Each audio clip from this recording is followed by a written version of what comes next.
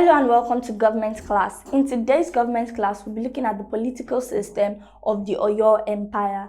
And this is not to say that the Oyo Empire was the only empire in the pre-colonial Yoruba times. We had the Ife Empire, we had the Ekiti, and many other empires. But for the course of this class, we'll be looking at the political system of the Oyo Empire.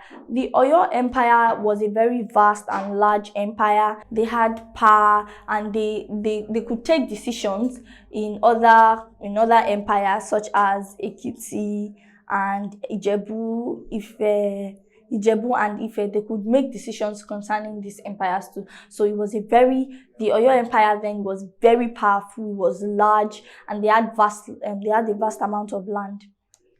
The next thing we'll be looking at is the political organization and administration of the Oyo Empire. We'll be looking at the political organization and administration of the Oyo Empire. The political head of the Oyo Empire is the Alaafin.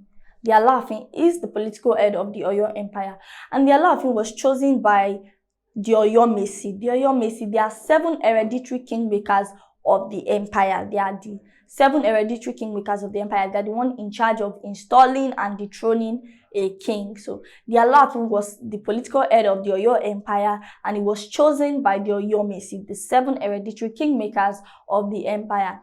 It was also claimed that the Alaafin only appears to the public 3 times a year, and it was only during historic festivals that the Alaafin would appear to the public.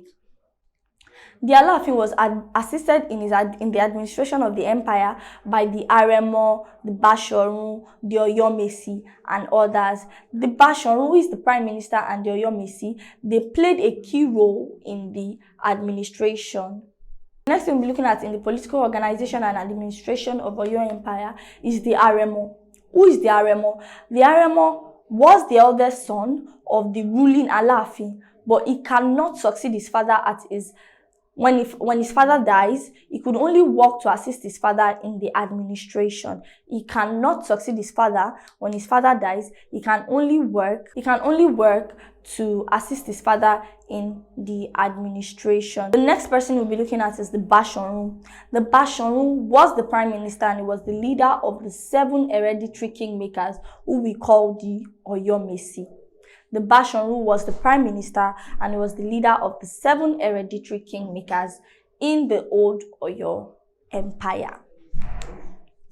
The next thing we'll be looking at is the oyomesi.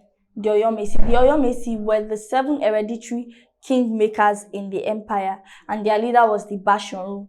The oyomesi were responsible for installing a new Alaafin if the ruling one happened to die. So it was the oyomesi that had the duty and the responsibility of installing a new Alaafin if the ruling one could die. And this new Alaafin was chosen from the royal families. The royal families consist of families of Oduduwa's sons. The families that Oduduwa's sons have, those were what we call the royal families, and it was from these families that the next king was usually chosen. So the oyomesi were responsible for installing a new Alaafin if the ruling one happened to die.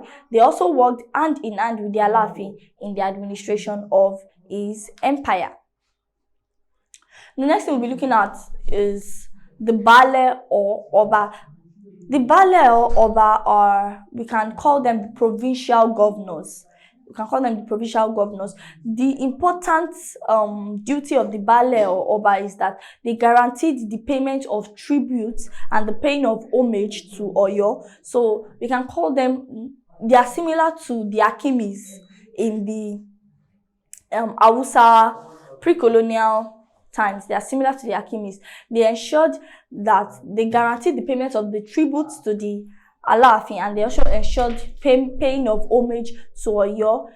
Each province was administered by the Oba, and there were claims that the Obas or the Baales, they had the power to threaten any hardened Alaafin or chief by invoking the god of lightning and thunder, who is Shango, to a Alaafin that is not doing well or not performing its duties as it should. There were claims that the Obas, they had the power to threaten the ardent Alaafin by invoking Shango, the god of thunder and lightning. The next structure we'll be looking at is the army. The Ààrẹ Ọ̀nà Kakanfò was the head of the army in the pre-colonial or in the old Oyo Empire. The Ààrẹ Ọ̀nà Kakanfò was the army. The Oyos, for a long time, they had a very strong army and they were involved in different wars. So the Oyo were known for their army because they had a very strong army and they were equally involved in different wars. It was also claimed that if the army should suffer a defeat, when they go for war, if they suffered a defeat, the Kakanfò was supposed to commit suicide. He was supposed to kill himself. If the army suffered a defeat under his regime or tenure, the Kakanfò would commit suicide. And there were situations where the Kakanfò probably suffered a defeat and would refuse to commit suicide. There were situations where a disobedient Kakanfò would refuse to take directive. There were also situations where a disobedient Kakanfò would refuse to take directives from the Alaafin. For example, the Kakanfò Afonja, he rebelled in Ilorin and he decided to use the army to score some political points. He was both the army commander and the ruler of Ilorin, and later he formed an alliance with the Fulani and he declared his independence of the Alaafin. So this Kakanfò Afonja, he did not take directives from the Alaafin. He rebelled against the Alaafin, and then he went to create what is now known as Ilorin. And after creating Ilorin, he formed alliance with the Fulanis in order to declare his independence of the Alaafin.